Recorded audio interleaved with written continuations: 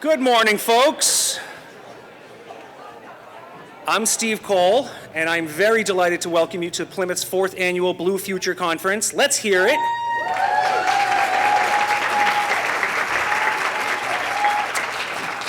Now, many of you already know that I'm really just some guy. But this year, I'm also a guy who's very vulnerable because there's a clear podium and there's nowhere to hide. So you get to see me as I've grown over the last year, just like this conference has grown. I'm here representing the Economic Development Foundation. It is one of the best jobs I've ever had. Even though I am just some guy, it is an absolute pleasure to work with the board of directors. Many of you in the audience are partners. We have the Chamber of Commerce over there, Amy Naples, America's sweetheart. There's an applause for that. I heard one. I want to thank the 13 volunteer board members for the Economic Development Foundation for letting us do this. One of the things that I realized over the last year or so is that even though we've done things in the community, not everyone knows necessarily about what our contribution is, the depth of that bench, or even how old we are. The foundation is a quarter century old, and I say it that way because it sounds older than 25 years. Over the last decade, we have a partnership with the town of Plymouth you'll hear a little bit more about, but we receive about $125,000 a year from the town of Plymouth to assist us in delivering the programs and the services to this community to help enhance and grow its economic vitality. And over that time, $125,000 equals $1.25 million. But I'm very glad to tell you that after an incisive study over the last year and a half or so, we know for an absolute certainty that our fiscal impact alone to this community is $9.4 million. You don't have a return on investment. You don't have a return on investment like that unless you have a dedicated core group of volunteers like our board of directors. So I want to thank them for that. Now, the other thing I want to mention is we don't even know the full depth of our economic impact. Those $9.4 million, that includes $2 million to get Commerce Way started and built. How many jobs are on Commerce? How much money do each of you spend at those grocery stores or those other retail stores? That's one of our economic impacts. The T-Wharf. One of my predecessors secured $2 million in grant funding to the town to build and expand the T-Wharf. What's the economic impact of that T-Wharf? We haven't studied these things, and I don't say this to be braggadocious. Frankly, that's our next step. We need to study these things. But I am here to tell you that because of the foundation, we have at least a fiscal impact of $9.4 million with only $1.25 million invested. And we have an untold economic impact. So next year, I look forward to reporting back to you what our economic impact is. But right now, just know it's really, really big, okay? One of the things that we did that I'm also pretty proud of, many of you know, is we helped create the Children's Business Fair, the 5th grade business fair where 60% of 5th graders have participated. We could not have done that without support from the Plymouth Public Schools, the Chamber of Commerce, the Education Foundation. There's untold people who have helped bring that into fruition, and I'm really glad to tell you that our cohort group is now in its 4th year. So next year when we come back here, I want to report to you on what the 5th grade groups have been doing after the 5 years. Really impactful stuff. The other thing we did, I saw Jennifer Harris here earlier today. Jennifer Harris heads up our Poet Laureate program. We created that partly as a way to not only celebrate the arts, which are underappreciated in this town, but also to help support small businesses. We have a small business in town who has regular poetry reading events, and they've reported to us that it's the most money they've ever made before 7 p.m., and it's the most money they've ever made on a Tuesday. That's the value of the arts. They can bring people into the community, bring people into your businesses. It's one of those unappreciated elements of economic development, but I am so proud to have the partners that we have to help create a program like that. I also saw Christine Della Torre here. She's the event manager for Downtown Waterfront District, the Downtown Business Association. We helped create a business association because we didn't have a formal one ever. And I'll let you talk to Christine later throughout the day so you can understand what the economic impact is of that. But if you don't know about the Harvest Festival yet, look it up on your phones and please do register and intend to go, okay? But these are some of the things that we've done as a board. We're preparing to announce a $500,000, no, let me say that different, a $500,000 investment, it sounds bigger, in the downtown to help small businesses with their facades to entice more people to come in. Yes, we'll talk more about that and we'll be releasing that program later on today. So one of the things that I am very proud of is our working relationship with the town of Plymouth. We couldn't do what we do without the town's support, and frankly, we provide critical services to the town. It's why we have the MOU that we have. One of our board members is Derek Brindisi, the town manager for the town of Plymouth. And one of the things I really want you to do is not just applaud Derek when he takes this podium, but please do applaud the entrepreneurship that his administration and the Board of Selectmen have shown over the last several years. You're going to hear later on from some of the pilot programs that we're working with through the Department of Energy and Environment. This town is by far one of the most entrepreneurial towns and innovative towns that I've ever had the pleasure to work with. So please let's welcome Derek Brindisi, the town manager, to the table.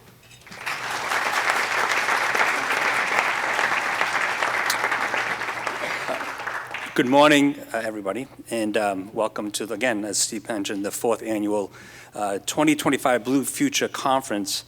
Sold out, Steve? Sold out. Sold out. I think this is the very first time it was sold out, so congratulations. Special congratulations to Steve, who this was like his brainchild 4 years ago to come up with this. And so I know a lot of work goes into this. Mike Cahill from the Department of Energy and Environment, who's our sustainability planner, had a lot to do with that. So thank you, Michael, for the work that you've done. But before I go on, I just want to correct something Steve said. It's not $125,000, Steve. It's actually $150,000. That's new. Okay. That's a new MOU. Okay, that's a new MOU, but it's $150,000 the town contributes to the foundation. But before we go on, there's a lot of elected officials that are going to be coming in and out today, specifically our state delegation. You'll see them throughout the day. So I just wanted to recognize them because, we can't do any of this work without the support of our elected officials. So I just want to recognize their support. So Senator Dylan Fernandez, State Rep Kathy Lanacha, State Rep Michelle Badger, former State Senate President Terry Murray, who continues to be a part of all the things that we do, will be in and out today. Over here on the side of the room, we have Select Board members, Kevin Canting, Deb Iaquinto are here today with us.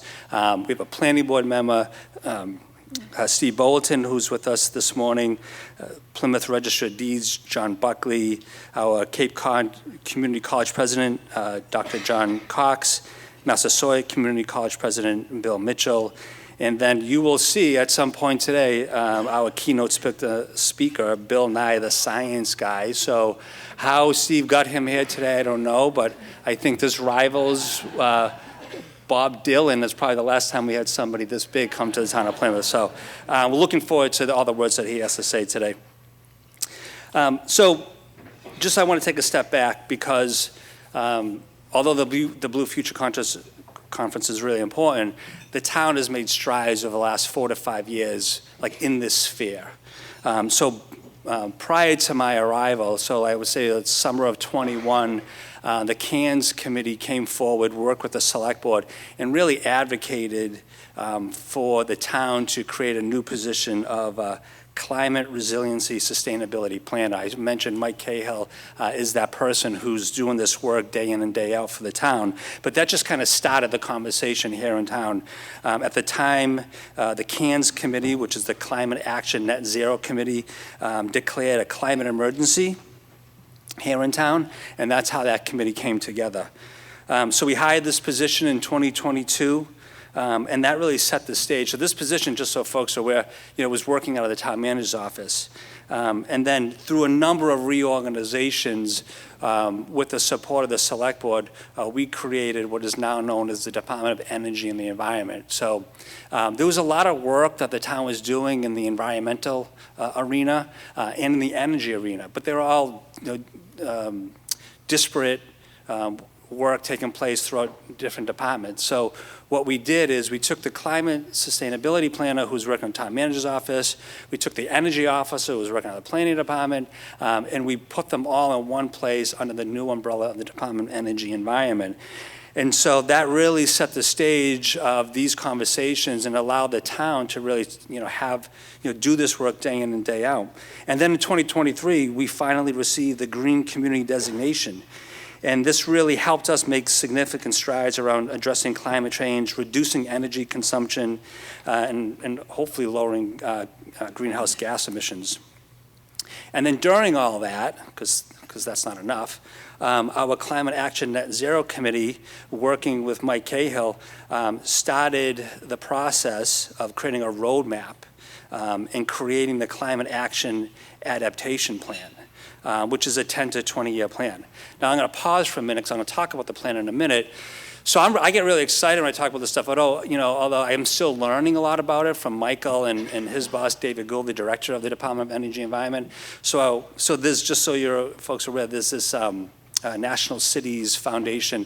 Every year they have a competition for the All-America City Award, and every year it's a different focus. So in 2025, it was focused on sustainability and climate planning. So I went to Mike, I says, we're gonna be an All-America City. And because I was so excited about the stuff, and he said, slow down, Derek, slow down. He's like, we're just starting, like, give us some time. So he kind of put me on pause, he like level set me, but I just get so excited about the work that they do. Every time, Mike and I meet, we meet monthly to talk about, his work and the department's work, and it's really exciting work. I personally believe like we're on the forefront in New England in this sphere. So when we look at our climate action adaptation plan, we've been really trying to engage community stakeholders in all the things that we do, specifically around climate planning. So, during that period, we engaged, 46 community leaders and stakeholders. We're doing that on other fronts. We just finished our plan, our whole tech master plan, engaging the community. We're doing a Forges Field master plan, engaging the community. So we really believe that it's important to talk to the residents that live here, talk to the folks that visit here to see what they think is important as we go ahead and set our goals. So after we completed our community engagement process, we came up with 62 priority areas in the climate action plan. They are focused in 5 focus areas. First and foremost is buildings, energy, and infrastructure. Number 2 is health, safety, and preparedness. Number 3 is natural systems. Number 4 is transportation, and the last one is waste. 2 of these target areas are really focused on the blue economy, things that we're going to talk about today. And so one of our guiding principles in the climate plan is, in order for it to be a blue economy, it must be green. So again, really important that those two issues are tied hand in hand, the green economy and the blue economy. So then you ask yourself, so why Plymouth? Like, why Plymouth for the blue economy? Well, 37 miles of coastline, that alone is a conversation starter. We spend a lot of time, myself, members from the foundation, visiting other cities across New England, Portsmouth, Portland, to see what they're doing. But I can tell you one thing right now, one thing that they don't have that we have is 37 miles of coastline. So that really sets the stage for this conversation. We're a global economic access area. Prime location for blue economy activities. I believe we're positioned as a leader in the blue economy due to our elected officials' leadership on this issue.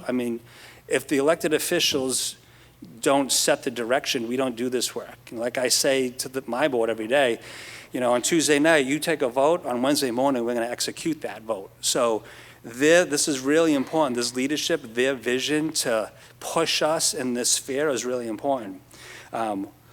We're engaged with the education institutions. I mentioned 2 community colleges. We're talking to Bridgewater State these days of what they can do to help us with this work.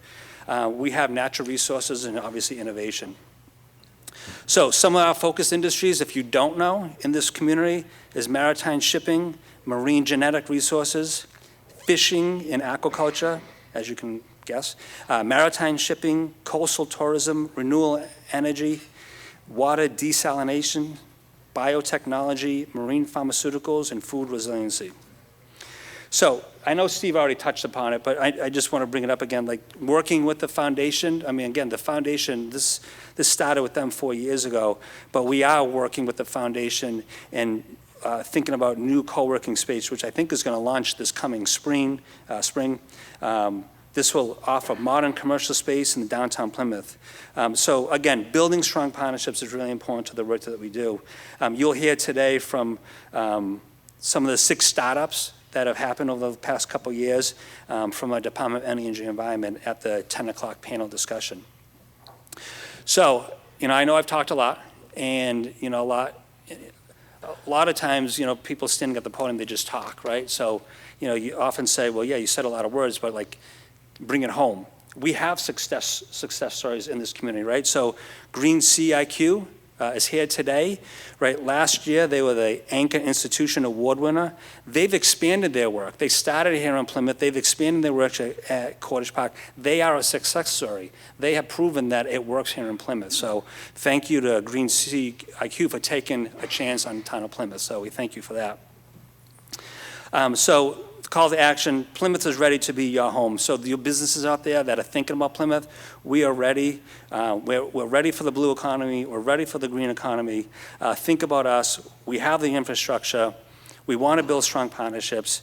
And collectively, we all have a shared commitment for the Plymouth's future, especially in the blue economy space. So thank you all for coming today. Look forward to the conversations. Look forward to Bill Nye and all the things that he has to say. So Steve, I'll turn it back to you. Thanks so much.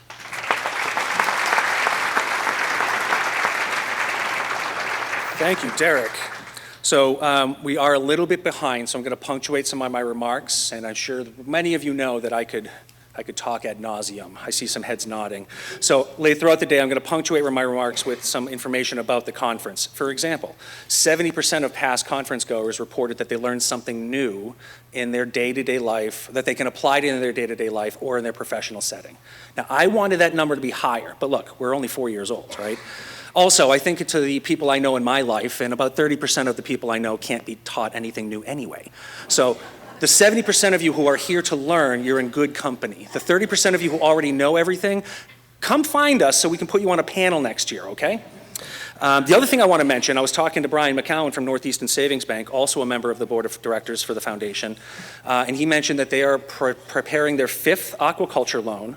And I'm very glad to say that it is not a program or something that they have lent to prior to these conferences. So one of the things I'm also proud of is that not only are we educating you on how to be a good consumer, how to be a good participant, a leader in the blue economy, we're educating our financial institutions about what is actually viable out there. And tomorrow, we have our student session, which we call Future Works. We'll have 200 kids in this room tomorrow who are high school students, late middle school, who are looking toward career pathways. Many of our financial institutions are in the room tomorrow also, partly because you can still be interested in blue economy and still be interested in things like business and finance. So we're trying to convene folks, break down those barriers, and connect people. So if you have any questions about day 2 tomorrow, please let me or Michelle know. At this time, before I introduce our next panel, our first panel, I want to make some acknowledgments because I get to stand up here, sweaty as I am, taking credit for all kinds of stuff that I didn't really do, because we have a lot of people who have helped to put on a program like this. To host 200 people and Bill Nye, it takes 10 months of planning. So first thing I'd like to acknowledge again is the Board of Directors for the Plymouth Foundation, of course, Town Manager Derek Merdisi and the Board of Selectmen. Our hosts at 1620, thank you so much for letting us put on this production. Our AV media sponsors at East West, thank you so much for letting my voice be heard. I'm sure everyone in the audience is equally grateful. I want to thank our bow tie sponsor, New England Aquarium. I really want to give them a round of applause for coming in. And throughout the day, we'll be thanking our various sponsors for various sections of the conference, various segments. One thing I do want to spend some time on, though, is thanking Mike Cahill, Sarah McCormick, Nicole Joy, I saw you out there somewhere earlier, and certainly Michelle Pecoraro. You know what they say. Yep, let her hear it. You know what they say, in for a penny, in for a Pecoraro. And you are very well underpaid, young lady, let me tell you. These are the folks who not only bring the vision to the conversation, but they execute that vision. And without you, we wouldn't be here today. So thank you guys, thank you so much. At this time, I want to introduce Lee Hartman, America's heartthrob, Forbes 15,000 sexiest men alive. Lee has provided professional planning services to the town of Plymouth for almost 36 years. He is currently the Director of Planning and Development for the town of Plymouth. He also worked in the private sector for the Dalar Consulting Group, where he provided professional municipal planning services to New England communities as well as private developers. As the town's Director of Planning and Development, he oversees all functions of the Development and Planning, all functions of the Department of Planning and Development, including Planning, Zoning Board of Appeals, Conservation, Community Development, and Historic Preservation. And he coordinates the town's planning activities and projects. In addition, Mr. Hartman serves at, Mr. Hartman, you wrote this, didn't you? Mr. Hartman serves as Plymouth's delegate to the Old Colony Planning Council and a member of the Plymouth Economic Development Foundation. Last evening, he passed away peacefully in his, no, I'm sorry, this is your eulogy, Lee. I'm sorry. But you know, everything else is still substantively true. Ladies and gentlemen, let's hear it for Lee Hartman.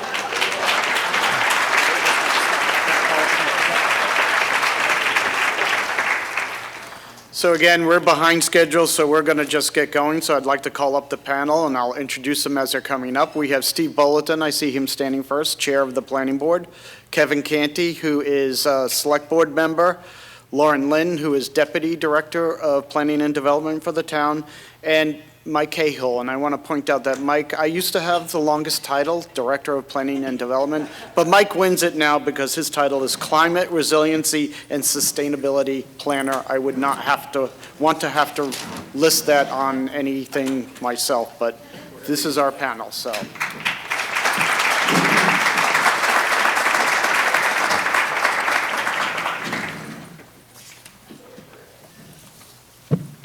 So my job is going to be to try to keep this rowdy group under control and keep this to on time. So don't yell at me if I start yelling at you. So the topic we have here tonight is to talk about our master plan, which is in the final phases of being completed, and how that relates to blue economy. And I'd like to just start off by giving Steve Bulletin 5 minutes to give a little overview of our master plan and where we are right now with that master plan. And that's the plan for the entire town. Steve? Thank you, Lee. For those who aren't familiar with the community master plan process, a community master plan is something that's dictated by the state. Towns like Plymouth have to have one. And then the town is entitled to update that as they see fit. Plymouth's current master plan is 20 years old. As many of you know, the town has changed a little bit in those 20 years, so we thought it might be a good idea to update that plan. The plan covers almost every aspect of community life. That's not an understatement. That's what it's supposed to cover. Everything that happens in this town. It means our housing, it means our economy, it means our environment, it means our cultural history, it means all of that. But at the core, the purpose of the master plan is to guide those who make decisions in this town, our officials. Mr. Cole mentioned earlier that the select board, the planning board, the elected officials have a vision for this town that they're trying to execute. That vision is the community's vision. We don't decide what the community wants. The community tells us what they want, and we go out and do it. The master plan is the document that tells us what the community wants.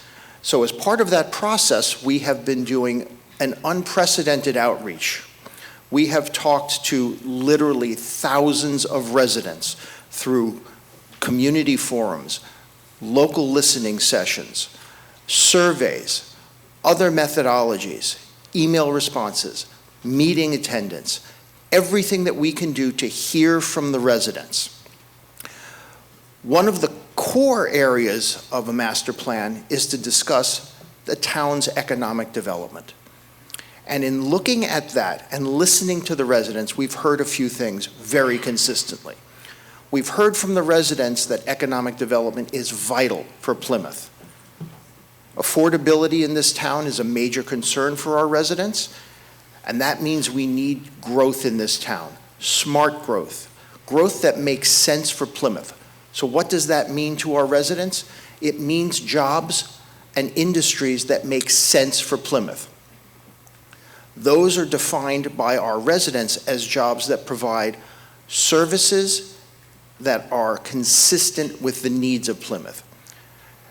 Corporations, businesses, individuals who have a vision consistent with the vision that the residents have for Plymouth. And living wage jobs for the residents of Plymouth. Those are the things that we need. How do we get them? We have to capitalize on the things that make the most sense for Plymouth. What's the first thing we heard today? 37 miles of coastline. A history of marine involvement, whether that be through our fishing and aquaculture industry and moving on to our new high technology industries. Things that make sense for Plymouth. That's why we're here today, to talk about how the master plan and how the community's needs and desires fit with the future of a blue economy for Plymouth. Thank you.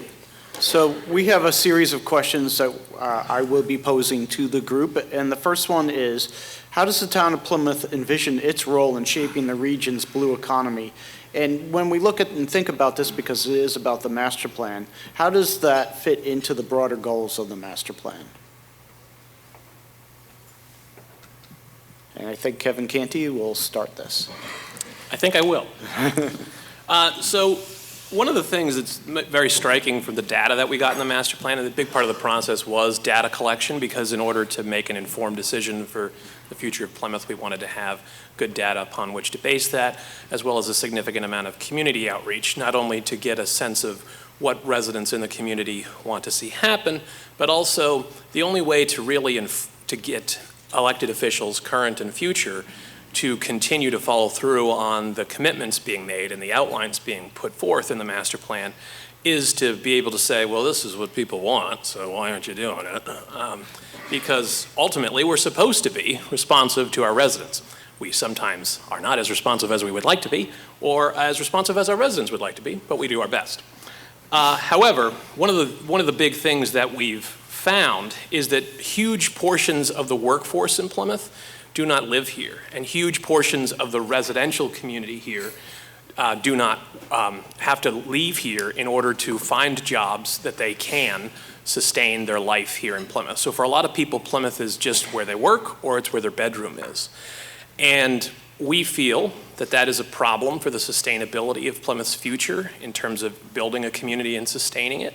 And it's also a problem in terms of its structure, and that those commutes are also, of course, contributing to climate change and issues related to that. So having more sustainable local industries means more people have time in their community to engage in their community. They'll have more time in their community to do all the other things they'd like to do, because they won't be spending 8 hours at a job and then 2 hours each way commuting to and from it, which is a long day. And they'll be able to see more of their life here, which is better for our long-term goals. Because I think right now with the current trajectory, if we don't do something about that, I personally have significant concerns about the long-term viability of Plymouth as a community of people that live here. I grew up here. I've had the privilege of being able to stay here. I am one of the few that have gotten to do that. But there are a lot of people that I grew up with in high school that don't live here anymore. And it's not because they didn't want to. It's because they couldn't. They couldn't buy a house. They couldn't start their life here and start a family. And they wanted to do those things, but they were priced out of their own hometown. And that's unfortunate. And because we have that 37 miles of coastline, we have things that we can build upon. There's a significant opportunity to leverage blue future and green economy type of initiatives to build a baseline that will sustain us.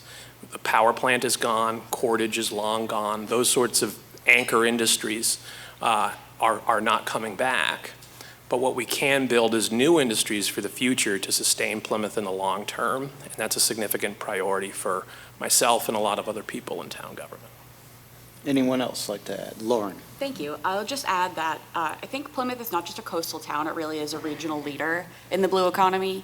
As to Kevin's point, we've heard a lot from the community in the recent outreach, but this isn't by accident that it's a leader in the blue economy. It's intentional, paying attention to what we have here, what we need, looking at infrastructure needs, making sure that we have the infrastructure network to make sure that we're climate resilient and ready for expanded growth. And I think as we think about the master plan related to the blue future, we want to take a look at how can we preserve our history, pay attention to our cultural assets, and make sure that we're preserving open spaces while also fostering an environment that can drive smart growth, whether that is for a business-centric model or looking at our housing, because as Kevin mentioned, housing really is a key piece of the sustainability to this, is that you want to make sure that we have the network available so that people can eat, play, work, live in this community, so that they're not contributing to either loss of workforce going elsewhere because they simply can't afford to live here, or that we're reducing the amount of driving that is required for our workforce. And I'll hop in and talk about the economic development piece tied to sustainability and climate goals. Kind of highlighting what Town Manager Brindisi led off the conference with. Plymouth's natural resources are our greatest strength. Historically, we've been a maritime community dating back for hundreds of years. Additionally, we have over 6,000 acres of open space in town, 37 miles of coastline, which I'm sure you'll hear many times today. But in 2021, our town leadership, our select board and town manager had the foresight to declare a climate emergency to preserve those natural resources in town and ensure that we're safeguarding the unique characteristics that make Plymouth our home.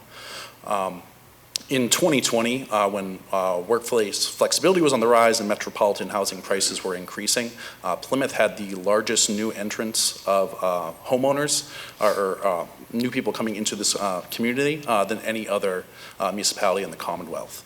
Surveying after that took place really showed that it was the access, the availability of, and the access to natural resources in terms of coastline, beaches, hiking trails that brought people into town. So like I mentioned, in 2021, we declared a climate emergency, which led to the creation of our Climate Action Adaptation Plan. Within that plan, we specifically referenced the blue economy development in terms of workforce development and promoting companies that have environmentally beneficial technologies.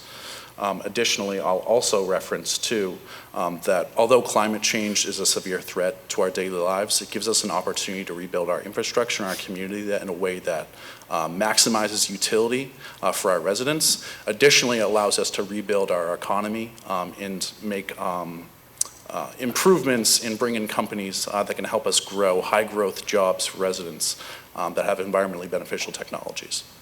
Great. So the second question we have, and as Steve Bulletin pointed out earlier, public participation is a huge part of the master plan process, and we spent pretty much a year listening to the community about what their goals and desires are. So the next question is, when we think about the blue economy, what themes and concerns did you see emerge from the master plan process as it relates to that economy? I think it's pretty easy to just sort of echo, to some degree, what we've already been saying, what everyone in this panel so far has already said. We've heard from people that they want living wage jobs in our community. These are people who have children here or who are younger people here who want to stay in Plymouth. Plymouth is an amazing place.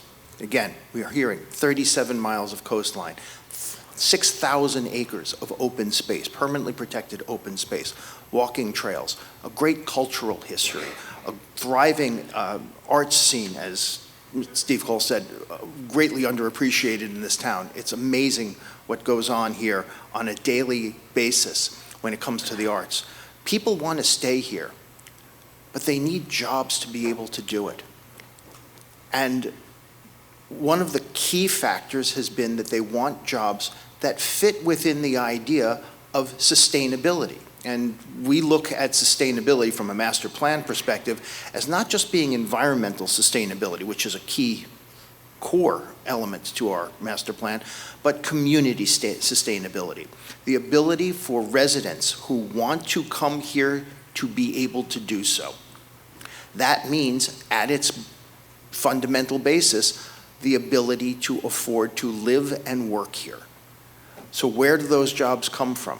The blue economy was consistently raised as that prime opportunity for people here in Plymouth.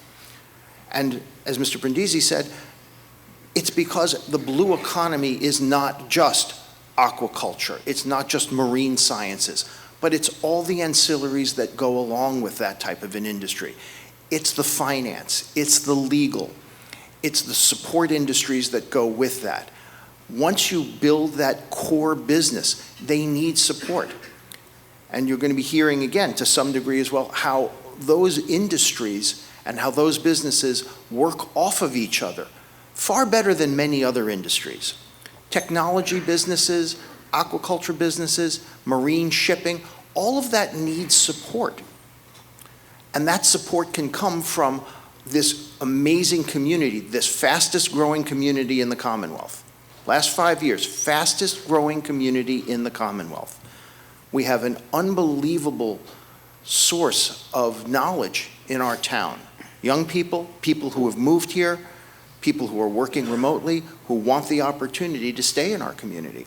That's been the primary thing that we've heard. We want to be able to enjoy the wonderful things that Plymouth has by living and working here. We need industry that does that. And blue economy is consistently identified as the #1 industry that can meet that need. I would just add, thinking about this, is that as we think about what we've heard from residents, that they want to see more of a year-round economy as well in the master plan engagement, one of the drawbacks to being in the Northeast with 37 miles of coastline is that you naturally sort of fall into the seasonal fluctuation where tourism and retail really are fluctuating throughout in the winter months, things get a little slower. So by building up the Blue Future and all of the synergies that come with that, the different businesses that tie in, I think that helps to diversify what we have as our commercial basis and helps to bolster that year-round economics. So Plymouth is squarely based in between Boston, Provincetown, and New Bedford. So when we look at this location, it's a very strategic location. We're squarely in the center of the blue economy. How are we taking that location and leveraging, as you've heard, the assets we have for the blue economy? How are we leveraging that and using that to our advantage? Yeah, so like you kind of mentioned, we're uniquely situated between the capital of Boston, the scientific capital of Woods Hole, which is amazing for Plymouth. We have 37 miles of coastline, like we've said numerous times. Which, by the way, I had here, and I did not mention that for that very reason. But when we think of blue economy, I think it's important to note that we're really talking about aquaculture and fisheries, coastal amenities, coastal resiliency, and marine technology. Those are the four main things that we're kind of referencing. In blue economy, the way that we see it is environmentally beneficial technologies that can help with climate adaptation and or mitigation. So it really falls within that larger clean tech, climate tech field, however you'd like to phrase it. On the local level, when it comes to the town of Plymouth, when we are talking about climate adaptation, we can do small actions when it comes to nature-based solutions and doing small projects that can reduce localized risk. But really, it's working with entrepreneurs like many people in this room, technologists, people with big ideas that can help solve and mitigate climate change on a much larger level.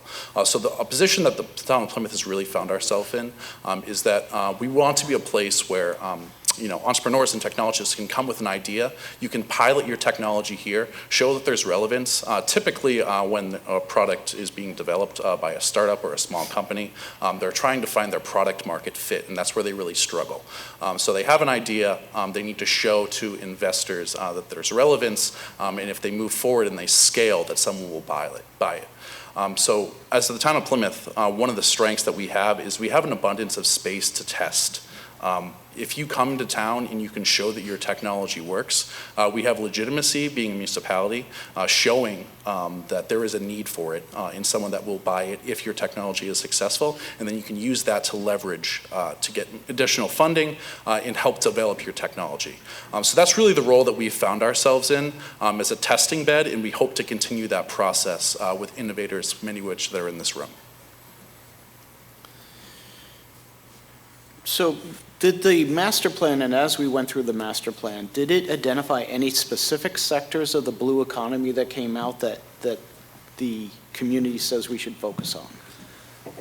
Ultimately, the community seems to like almost all aspects of blue economy. The reason being, it is something for everyone. There are areas for people who are more engineering or hands-on centric. There are areas for those people who are creative, such as coding areas, software, technology. There are areas for people who are finance-oriented, legal-oriented. So there wasn't a singular area necessarily that people said, we need to focus on this, but rather what we said was, our residents said was, we need to create an entire economy around this. That's the whole point of this. When they say blue economy, it doesn't mean just one thing. Rather, it means so many different interrelated things that everyone can participate in. Again, the regular refrain that we heard was, I want to stay in Plymouth. I want my children to be able to stay in Plymouth. They're working in this field. There's nothing for them here in Plymouth. They have to move away. I want to change that. That's what we were listening to. That's what we're trying to encourage. That's the goal of our master plan, to basically say Plymouth's economy is not, as Lauren said, based solely on seasonal tourism. There's a place for that. There's a place for our history. There's a place for everything that we do here in town now.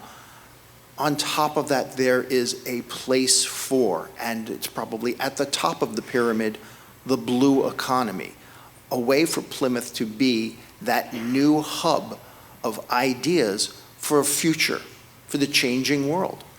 It's environmentalism, it's energy production, it's food production, it's technologies that have broad implications, not just for, and that's the unbelievable thing. We've always heard how technology, you never know where it leads.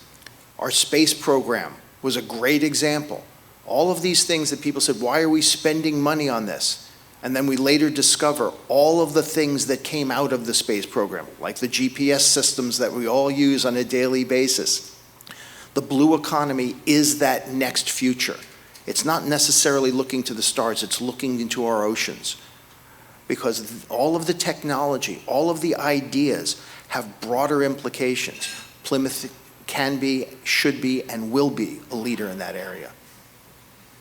I would just add that in hearing this robust support for all sectors of the blue economy in the master plan outreach, it also highlighted the need to support entrepreneurship, and whether that's co-working space, innovation hubs, incubator space, whatever that is, so that those ideas can be born and tested. That will be really important to make sure that we're moving this forward. So I think it's really exciting, as we heard from Stephen Cole, that the foundation will be opening an incubator space soon.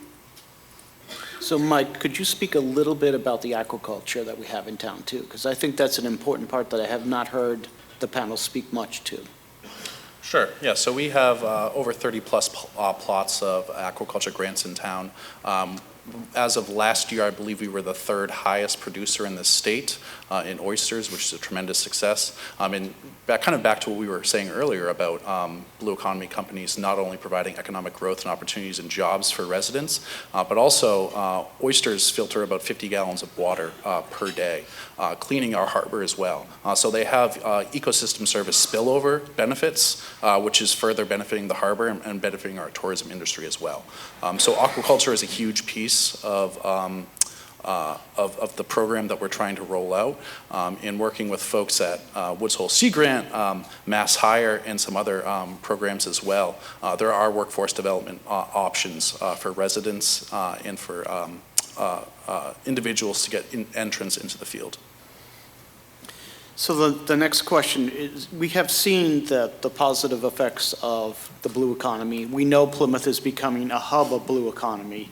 And we touched on this somewhat, but again, the question is, what can we do to expand and encourage this cluster of development? And what can we do to help current businesses and future businesses that are coming to the town?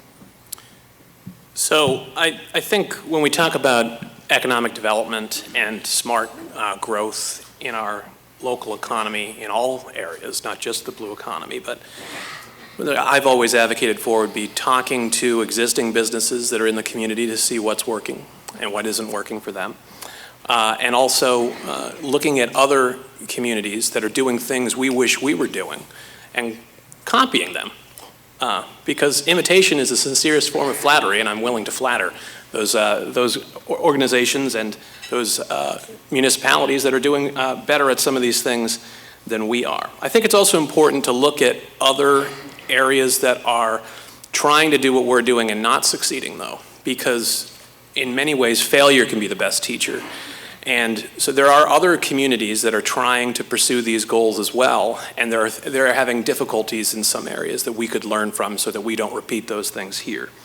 I think once you develop a more business-friendly reputation, as a community, particularly for the industries you're trying to target, then it can become a more self-sustaining type of engine, because when you become a place that people want to go, the it place for people to open a new business, then it's sort of, people will just come to you as opposed to you having to come to them. And once you get enough people in an industry, it becomes sort of self-sustaining amongst each other, because they will complement each other. You'll have a core industry and then some support industries that pop up to build those up.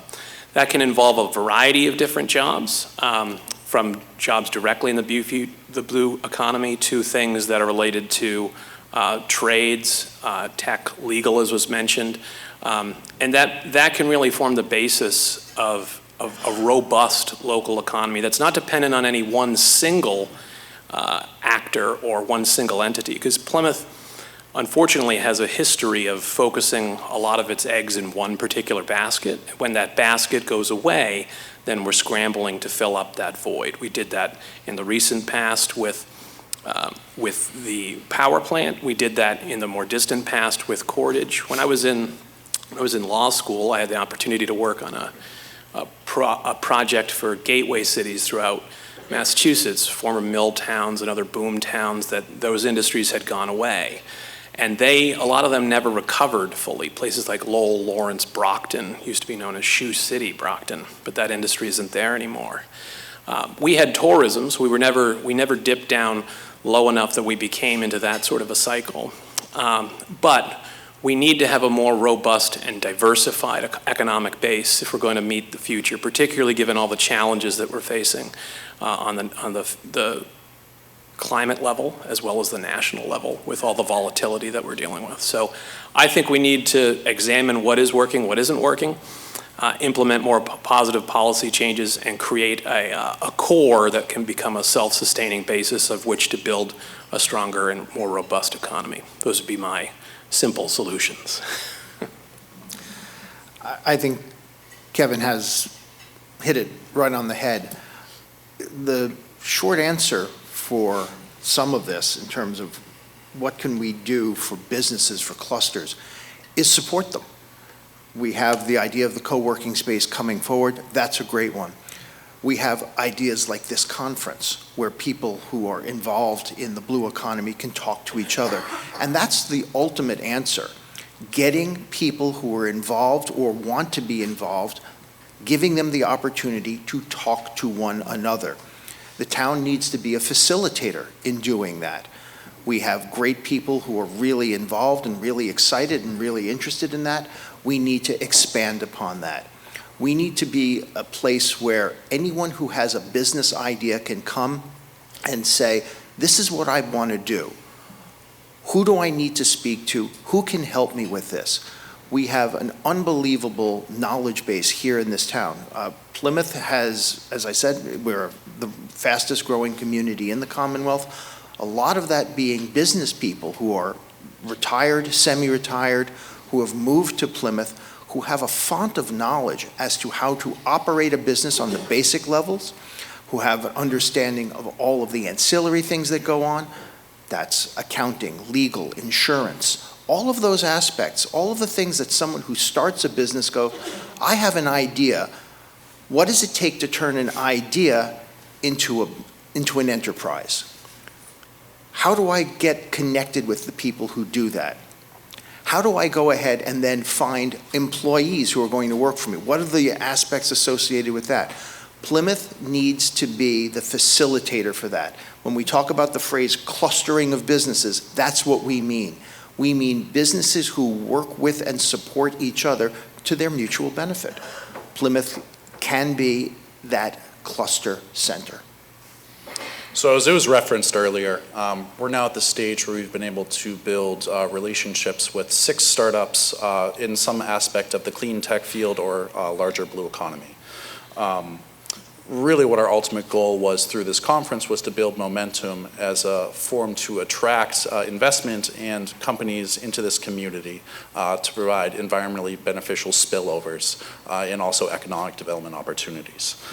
So we're really looking to build a geographic proximate group of interconnected businesses that have co-benefits for each other and have commonalities that are alike.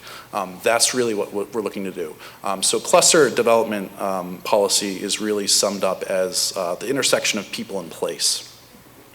So once we have a location with suppliers and a high-skilled workforce, we have many people from many different companies coming together, sharing ideas freely, which will create a culture, and a community culture based around the industry, helping with the development, increased productivity and flexibility, in turn leading to innovation. So I think typically when people talk about government working with industry, it's typically thought of the invisible hand of the market or the visible hand of the market. Really what we're looking to do through this master planning process and our overall larger economic development strategy is we're looking to have this be more of a handshake. So a place where companies can come, they can create public-private relationships and also private-to-private or business-to-business relationships to give them the resources to help grow. I would also like to point out that the Office of Community Development has a microloan program for small business startups of low-interest loans of up to $50,000. So again, that's another thing that we offer in the town. So the next question is, and I'd like to start by, as government, we do a very good job of telling you what you can't do. So as we think about government, what could the federal, state, or local government do to actually help and not necessarily set up regulations and roadblocks, but to actually help the blue economy? I think Mike just said it in a great way, that we need to create a confluence of skills, people, places in one.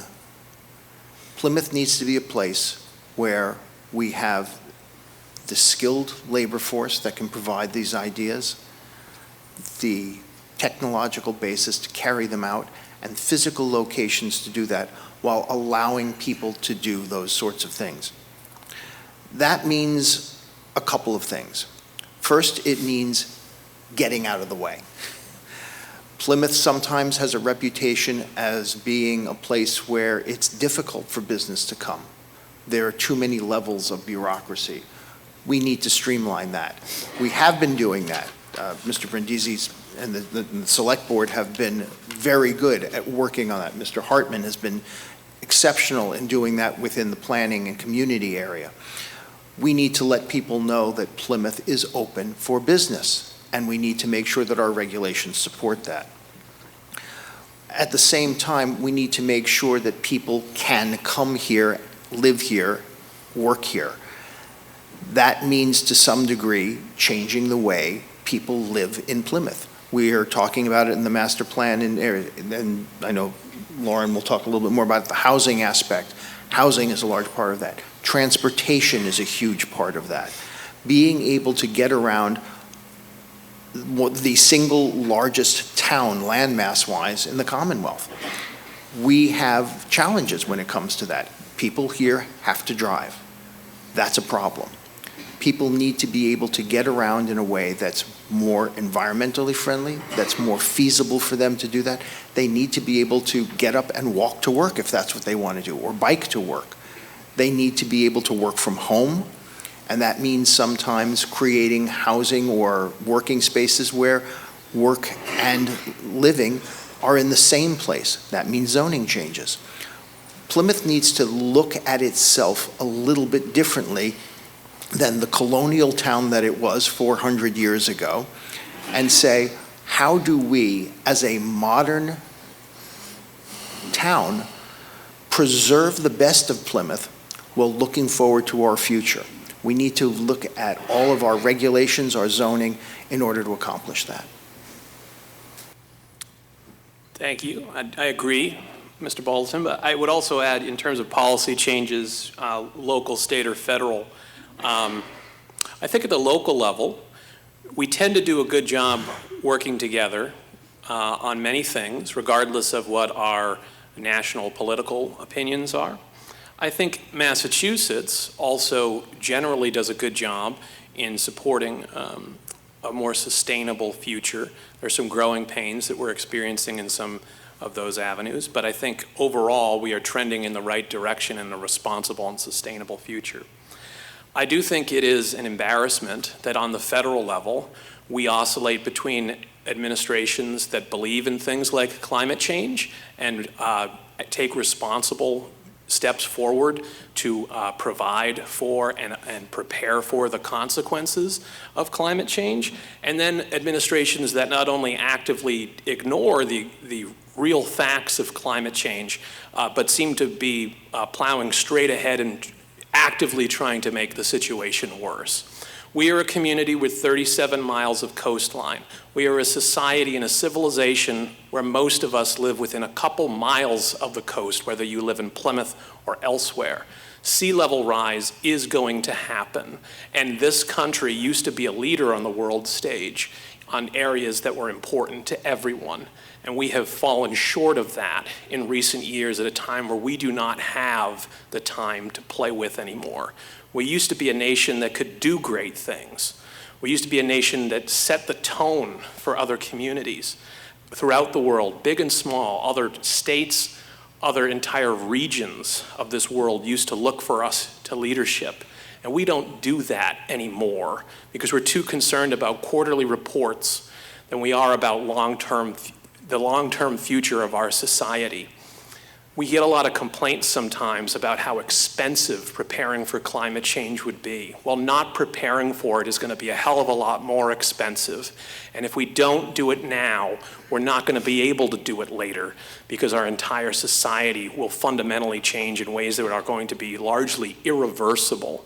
And I think that creating a policy, a consistent policy, regardless of who's in the White House, regardless of which party controls all the three branches of government at any given time, that's what we really need to be focusing on. And we can't solve that as Plymouth. We can't solve that at 26 Court Street. We can be a part of that solution. But if we don't do something at that level, if we don't rise to the occasion and move not just Plymouth forward, but this country and this world forward at this critical juncture, there are going to be significant problems, and it's going to be our fault. We will pay for it, but our children's children's children will pay for it too. And I think it's imperative that we rise to this challenge.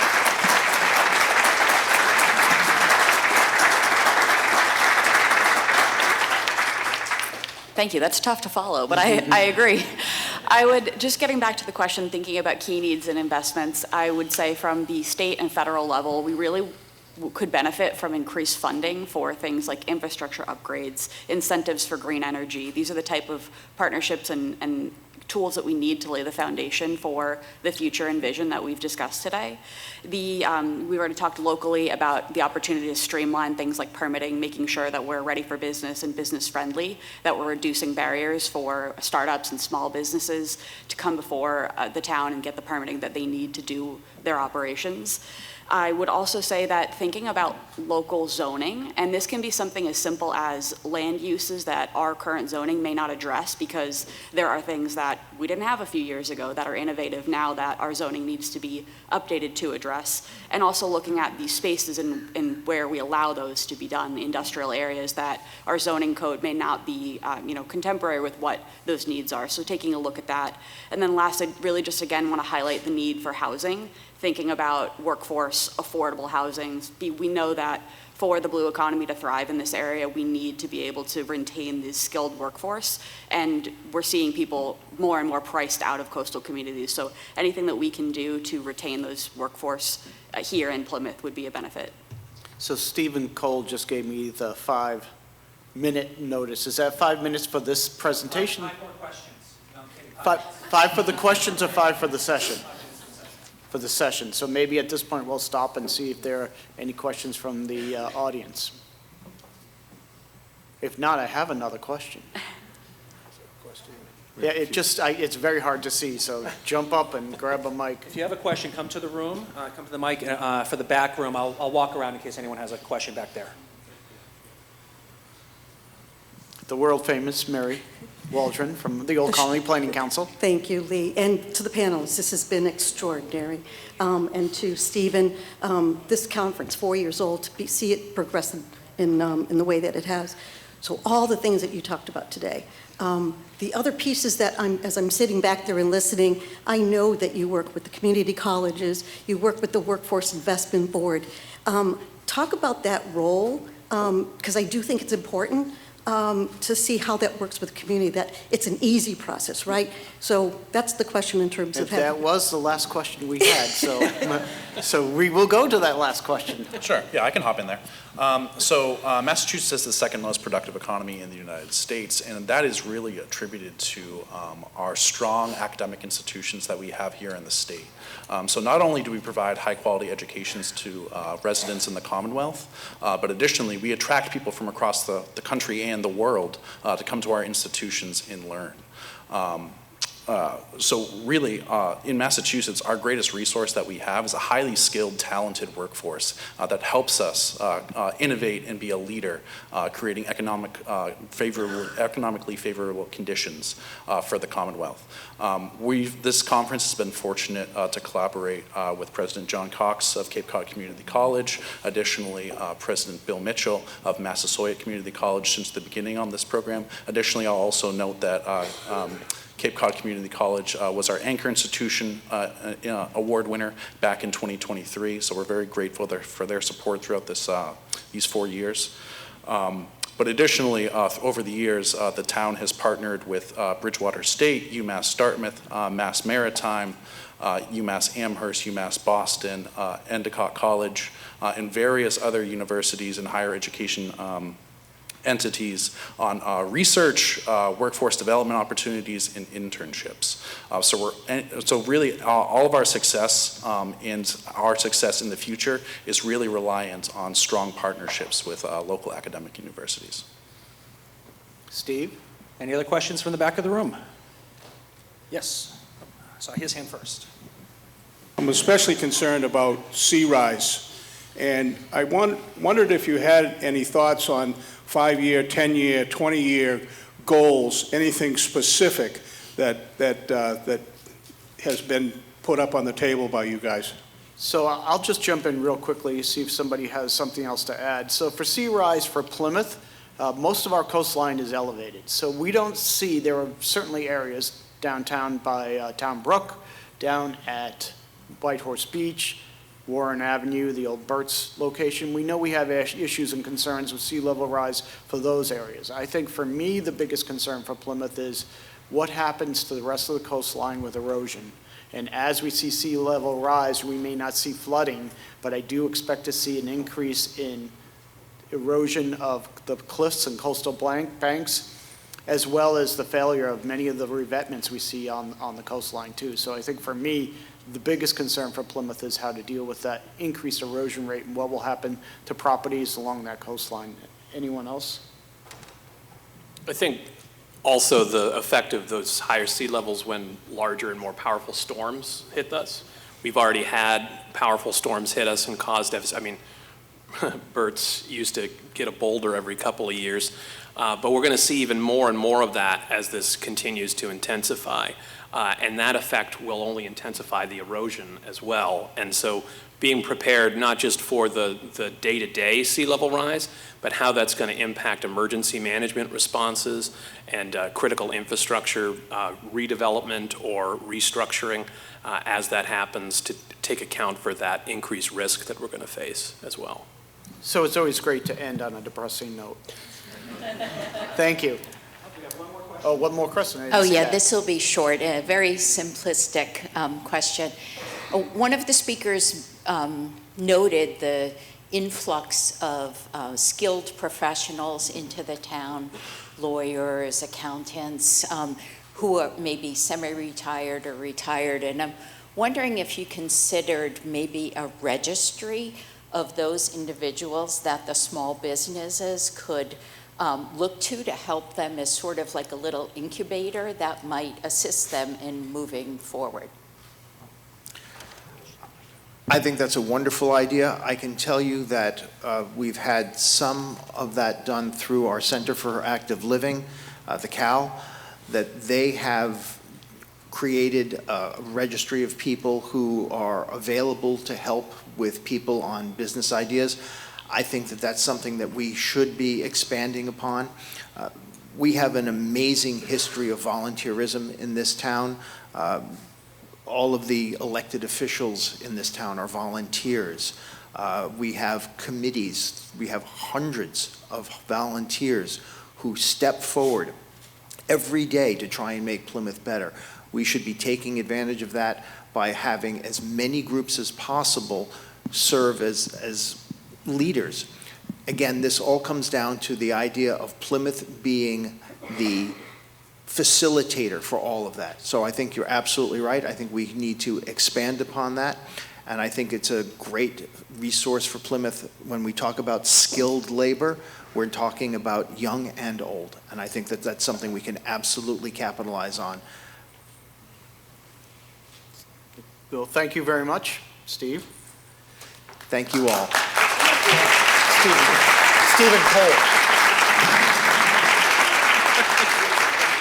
Are you not as proud as I am to have this amazing, brilliant government working toward these solutions? You can go off the stage now, guys.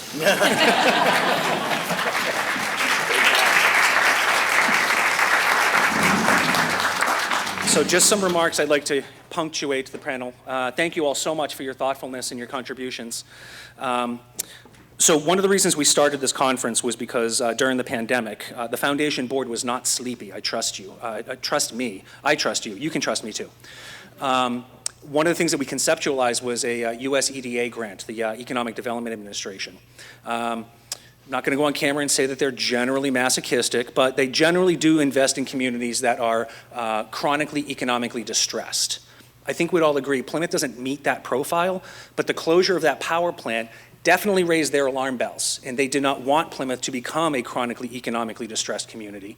So we fall into a special funding category that Congress had created some fund for decommissioning communities. We applied for $300,000 to study entrepreneurship in Plymouth. This is something we conceptualized during the pandemic, so that as soon as we opened up, we were ready to hit the ground running. We got that grant. It was competitive grants. We hired UMass Donahue Institute to answer some questions for us. Do we have entrepreneurs in Plymouth? Of course we do. We just didn't know who they were. What are they working on? What resources are they using? And what resources do they need in order to scale up? And UMass Donahue answered all of those questions for us. And for the most part, they gave us some of our insight to our strengths, which is, of course, what you just heard here, Blue Economy. The morning sessions, the first two panels, are themed Plymouth at the Helm. Some of you have Plymouth at the Helm on your lanyard collar. That's because we're intending to demonstrate the leadership of Plymouth in the Blue Economy. One of the goals of this conference is to encourage entrepreneurship. Another goal is to establish Plymouth as the leader in the Commonwealth's Blue Economy. We also want to prepare our workforce. You heard some numbers up here earlier today. I just want to accentuate some of those. There are 24,000 people who leave Plymouth every day to go to work. There are 16,000 people who drive into Plymouth every day to come to work. 60% of them are making under $40,000 a year. Collective gasp, I know, I heard it. There's only 8,000 jobs in town for people who live in town. Only 8,000 of us out of 65,000 get to wake up in the morning and drive to the other part of town and have a job for them. So one of the things that we're doing, of course, with the Blue Economy is to encourage entrepreneurship, because a lot of these jobs don't yet exist. Derek called out Green Sea IQ earlier. When I introduced myself to those folks, I was aghast to learn that they launch submarines at Cordage Park. Don, are you still launching submarines at Cordage Park? Subsea robotics. I call them submarines because it sounds better. And you know about me, I'm all about embellishing terms like $500,000 or 500,000. Before the pandemic, the median household income in town was $85,000. Very blue collar, right? That's a cop, that's a teacher on detail.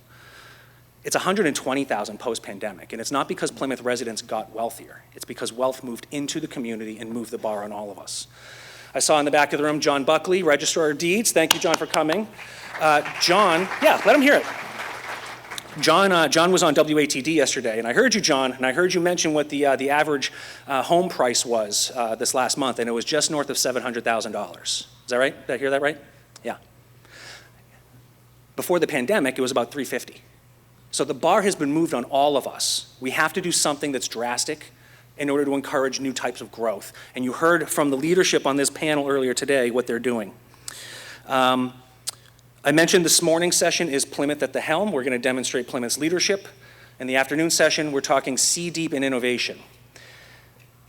I see some of you also have gone through your bags and you have your little Thoreau plushie. Yeah, yeah. I want to take just a second to talk about that because we have in the room two very special friends and guests of mine, Janet Bennett and Nancy Erbschadt from TSM Design. Can you wave? There you are. Those are the folks who helped us create the identity for this conference. So that little P you see flourishing with kelp, that's the sea monster Thoreau. They helped create this and create an identity for us. So I really want to thank TSM Design for taking the trip all the way from Western Mass and Pennsylvania to be here today. I'm just going to head into a little bit of housekeeping for a moment. This morning's breakfast was sponsored by Tiny & Sons, so if you see Peter Brown, please thank him for feeding you. Yes, yes. Tiny & Sons, for all your car's needs. Tiny & Sons, para servicio que tu coche necesita, visita Tiny & Sons. That's his morning commercial. For those of you who drove in today and have a parking ticket, you can get your parking ticket validated at the concierge desk. You don't have to wait to do that before you leave. You can do that now. This was on me. I probably should have promoted this earlier. We are trying for a full sustainability zero waste conference, and we've made great, great strides over these 4 years. We actually have very minimal waste as a result of these conferences. My notes here say hold for applause. But it's, no, hold it, no. I want to encourage you to visit www, or if you don't have to do that anymore, plymouth-ma.biz. You can see the conference schedule on our website. You all have your phones. Please work with us, help us achieve that zero waste conference goal. So if you have to consult today's schedule, it is up to date and it is on the website, plymouth-ma.biz. All right, we are about 1 hour from Bill Nye coming on site. And I just want to do one slight exercise with all of you before we take our first break. I want you all to start chanting Bill. Bill, Bill. Get ready for Bill. Bill, Bill, Bill, Bill. This is what I want him to hear when he walks into this room, all right? So get it out of your system now because we're going to have to tap back into it later on. At this time, I'd like to welcome you to enjoy our first break, sponsored by Cape Cod 5. Please get yourself some refreshments. We'll be back here in just 10 minutes. 10 minutes, folks.